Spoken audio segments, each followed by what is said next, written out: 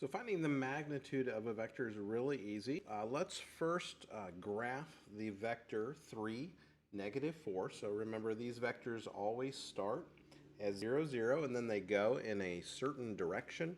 And that direction is basically shown to us by, so this will be -4, this will be 3 over here.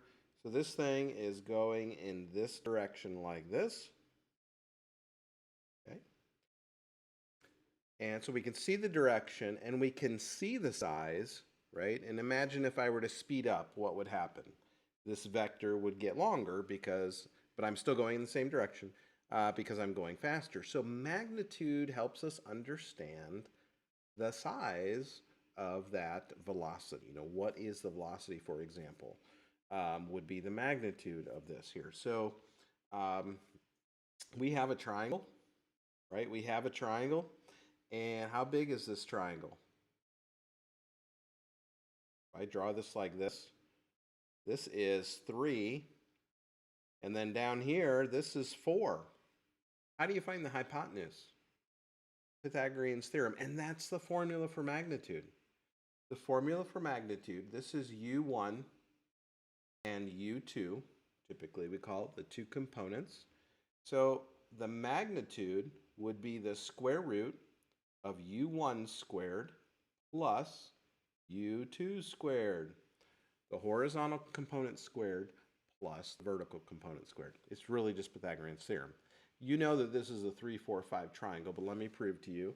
So in this problem, it would be giant square root. The magnitude of vector u would be 3 squared plus -4 squared. Remember, when you square anything, of course, you get a positive. So we get the square root of 9 plus 16, which is the square root of 25, which is 5. All right, so we would say the magnitude, and we use these vertical bars that look a heck of a lot like absolute value, don't they? And then, we've got we should really have like little arrow or something on top generally, or if in a lot of textbooks, it's just bold, like I have here. So that shows that it's a vector u. It has direction and magnitude. We just found the magnitude to be 5. So we would say this is going a speed of 5. And then a velocity would potentially have sign and direction also. But certainly the speed of this thing is 5. Easy, right? Let's do another example. I did want to do two things, and there is one little twist here, so stick with me. So let's draw these first of all. So 1, 2, 3, 1, 2, 3, 4, 5. Here's -5. 6 would be, I think, all the way up my grid right here. Here's -5, 6. All right, so this is vector u right here. All right, and then let's draw vector v also. What is special about vector v? Well, let's see. Vector v has a 0 in it in one of the components. So it is actually either straight up or down or straight left or right. Well, this is, of course, over 4 up 0 puts me right here.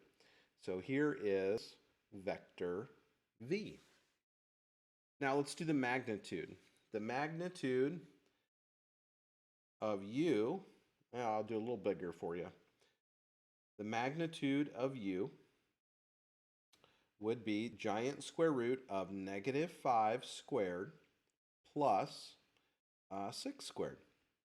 So that is the square root of 25 plus 36. That's the square root of 61.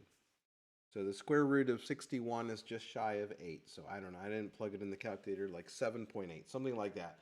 But we could put right here 61. That is, now it's not absolute value. Remember, this is magnitude of the vector u. All right, now I want to do the magnitude of the other vector. So do you see how, if this were velocity, wouldn't you say that it's just going directly east? And the velocity is what? How big is that? It's 4. The magnitude is 4, but let me prove it to you. The magnitude of vector v, we'll just use the same formula. That would be the square root of the first component here, which is 4. So 4 squared plus 0 squared is the square root of 16, which is 4. So the magnitude of vector v is just 4. See, now you're a pro at finding magnitude. All right, so check out my playlist where I'm putting all kinds of videos all about vectors. So hopefully this is helpful for you. All right, good luck.